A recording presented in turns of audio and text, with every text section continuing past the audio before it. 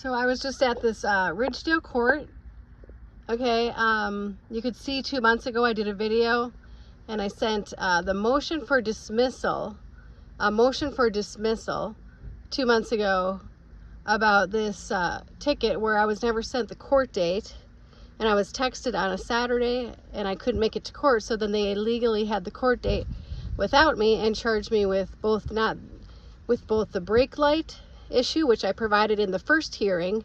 I provided evidence that I fixed the brake light immediately, and then then they never sent me any kind of court date in the mail, even though I verified today that they had my correct address. Never received anything in the mail. These people, these court administrators are part of it. This woman I spoke to was Rochelle today. They're all part of it. She received my motion, I guarantee it, but she didn't file it. I have a tracking number, so how could you not receive it? Or say you didn't receive it when I have the tracking number? Okay. You know, these people are liars. They're involved in the whole thing. The judge is Jamie Anderson, and I'd gotten a text on a Saturday, and of course I was working on a Monday, couldn't make it for the court. I requested a continuance. What more am I supposed to do? I can't get off work that fast. They continued with the court date without me and proceeded to charge me illegally with 2 crimes, even though I provided evidence that the brake light was fixed immediately in the first hearing. Then I requested evidence twice from the prosecutor's office. And I have a right for it's called discovery. You have a right to see the evidence from the state.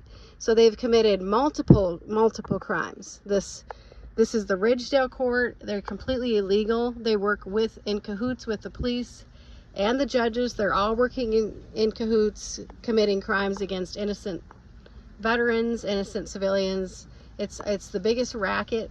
That's why they make it impossible. You know, you do your part and do the paperwork. I was told by an attorney, I said, how do I appeal this? And they said, it's actually better to do something called a request for dismissal, to get just the thing dismissed instead of appealed. And so that's what I requested. I was provided the paperwork.